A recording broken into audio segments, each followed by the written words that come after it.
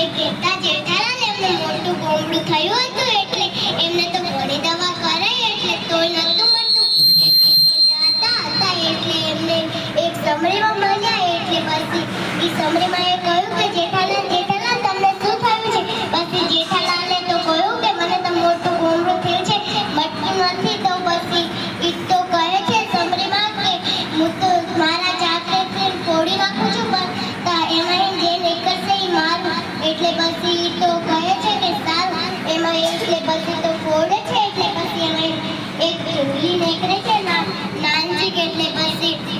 તો એમને આપી દે છે એટલે પછી ઈ તો લઈ જાય છે એમના ઘરે અને ખવડાવે છે પીવડાવે છે પછી એને નવા લુગડા લઈ આવે છે ને એક દાડો થાય છે અને એનું નામ ચૂટકી પાડે છે એટલે એક દાડો પછી ચૂટકીએ કહ્યું કે મારે તો ચંદન હાર જોઈતો છે તો પછી તો કહે છે કે હું સારું દૂર જાઉં છું એટલે પછી તો માળાને જે મમરા પડ્યા છે ખાઈને સૂઈ જાજે એટલે પછી તો સૂઈ જાય છે પછી ખાઈ ને પછી એક રાજાનો દીકરો આવે છે અને ફરતો ફરતો તો માળામાં જુએ છે એટલે ચૂટકી તો અંદર સૂતી હોય છે એટલે ચૂટકીને જગાડીને કહે છે કે મને તું ચાલ મારા ઘરે હું તને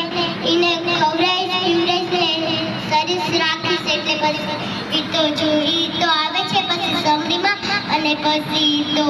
જોવે છે કે આ ચૂટકી ક્યાં ગઈ પછી તો જાય છે એટલે પછી તો ચાય જડતી નથી એટલે ઈ તો રડવા લાગે છે મારી ચૂટકી ક્યાં ગઈ મારી ચૂટકી ક્યાં ગઈ એટલે પછી તો એક ત્યાં